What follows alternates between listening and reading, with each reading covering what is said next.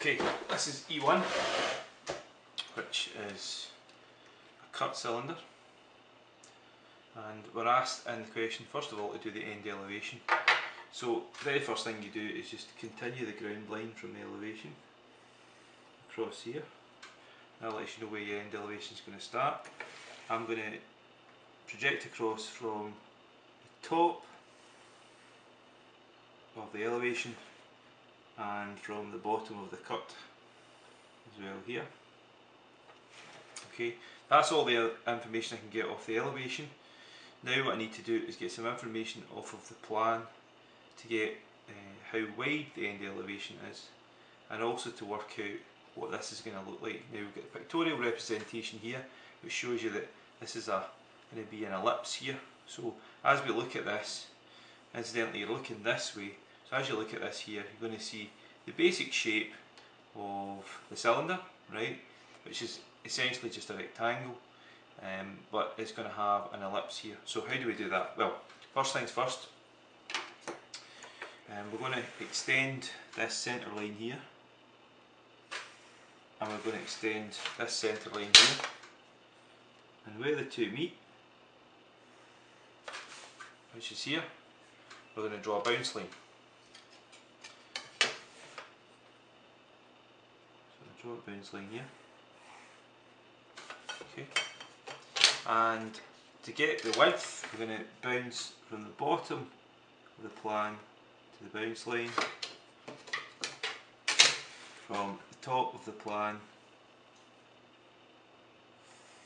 to the bounce line, and then just as the name implies, we're going to bounce it round, bounce these lines round onto the elevation here and to the elevation here. So that's got the basic shape of the end elevation.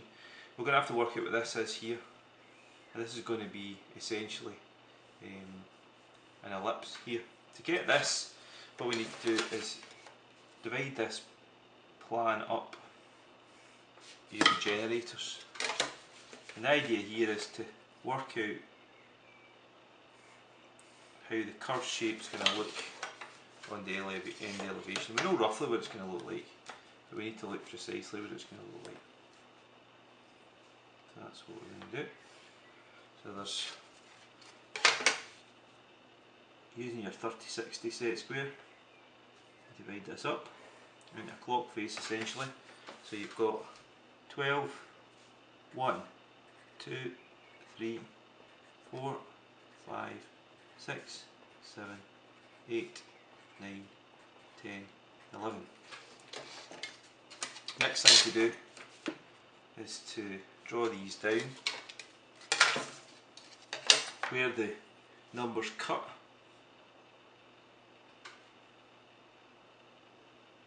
The outside of the plan. Draw a line through 1, then 5 until it hits this cut here. 2, then 4 to where it hits the cut. 3 is just right there, but we'll draw it down anyway, keep us right. 12 and 6 is already done. 11 and 7, and over to 10 and 8, and then finally 9 there. Okay, and then we project across from each of these points where it cuts, or where these lines intersect the cut here. Okay, so 3 is already drawn across. This one's for 4 and 2. This one's for 1 and 5. This one's for 6 and 12. This one's for 7 and 11. This one's for 8 and 10. And 9's already in place really. Okay, next thing we do is, this is the way I like to do it anyway, is I like to mark on here the numbers. So that's 9, that's 8 and behind it 10, that's 7 and behind it 11, that's 6 and behind it 12, and by behind it I mean it's on the other side of the shape. That's 5 and behind it 1, that's 4, and behind it 2, and that's 3. And now what we're going to do is we're going to draw lines from each of these in the clock face, bounce them down to here, and where they match up with these lines we're going to mark a dot. Okay, so you can see, we'll do it like for the ones that are already there. There's 3 and 9, so 3 and 9 hits there, comes down here. Where's 3? There's 3 there. Where the two meet, you can put a dot. Same for 9, there's 9 up the top. There's 9 coming down here, you can put a dot there. Okay, so we'll do some more here. Let's start at 1 and 11. So 1 and 11 hit there, bounce round. Okay, so that's 1 and 11. Right, where's 11? There's 11 there, 7 and 11. Where's 1? There's 1 there. Bring them together. Let's do 12 while we're at it. 12, bounce round. Where's 12? Right in the middle. Okay, you can see the idea, I think. Right, let's do 2 and 10. There's 2 and 10 there. Bounce, round. This is 2 and 10 coming round. Where does it hit? Here's 10. Here's 2. Here's 2. Okay. Keep going. Other side now. 4 and 8. Bounce.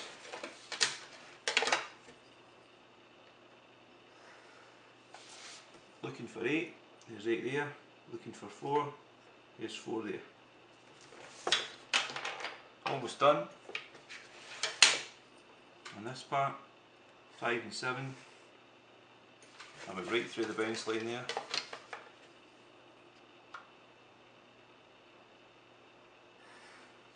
Looking for 5 and 7. So there's 7.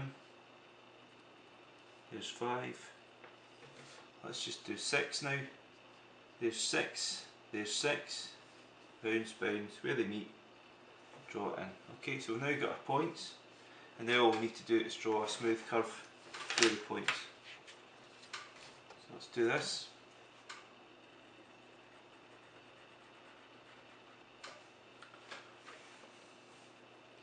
If you like, at this point you can take your paper out and you can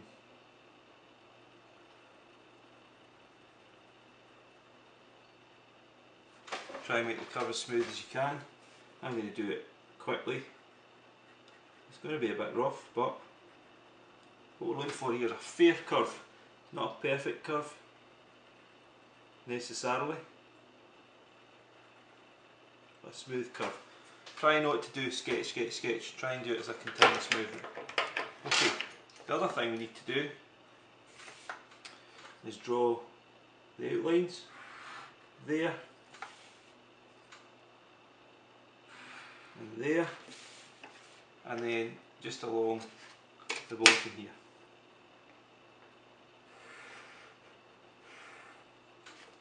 And that's our end elevation done.